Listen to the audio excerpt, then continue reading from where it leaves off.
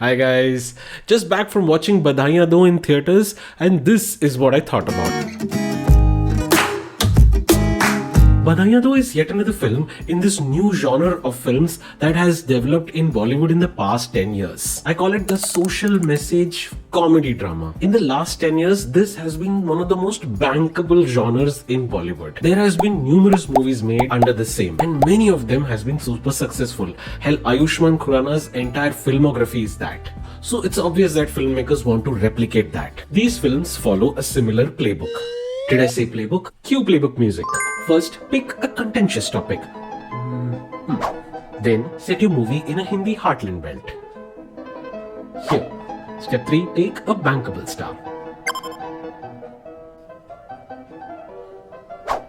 A good supporting cast is a must. It should be a mix of known and unknown faces. Fill the first half with comedic situations. And the second half with emotional situation. In the pre-climax, everything falls apart, and in the climax, everything is fine. And voila, you have yourself a movie. This is the set template, and why not? It works. Honestly, I have no problem with set template films because a lot of these superhero, thriller, action thrillers, so many movies follow a set pattern. As long as they give out entertaining and engaging films, I'm all for it. The problem comes when it starts to show, when you as the audience start noticing this.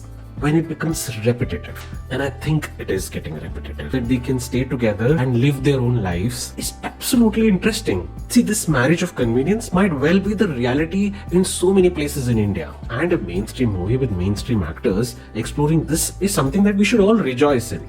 The movie milks this awkward situation to its full potential, squeezing out every last joke that they could possibly think of. But once the story, the character, the setting is established, it runs out of these jokes very fast, and the predictability takes over. Then wahi same characters trying to hide their reality from their families, which leads to them saying desperate lies, and those lies then lead to very funny situations. And after all this, just when they're about to get caught, something else happens, and the whole movie plays that loop again and again. And even though throughout the film, the supporting cast and the main cast, performance, etc. are very, very strong, you as audience can't get over the feeling that ye pehle dekha hai.